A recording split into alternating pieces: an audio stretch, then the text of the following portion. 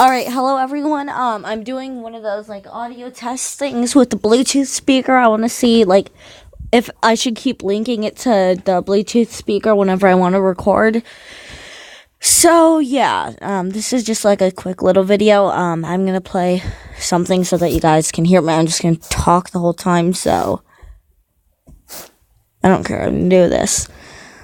So what should I talk about? Alright, this morning, my friend decided to tell me about, like, some sort of anime series or something. I forget what it's called. I listened to a soundtrack from it, and I became obsessed, like, that instant with the soundtrack. And then, so I decided to try out the actual series on YouTube. Found it relatively close to the first episode, clicked on it, and I'm never gonna not be obsessed.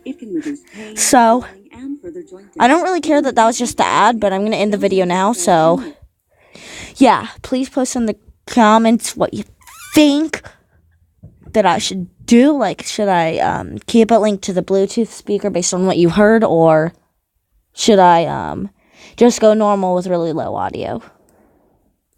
So yeah. Also, the video where we watched the I don't know what it's called. Markiplier's awful thing. What was I gonna say?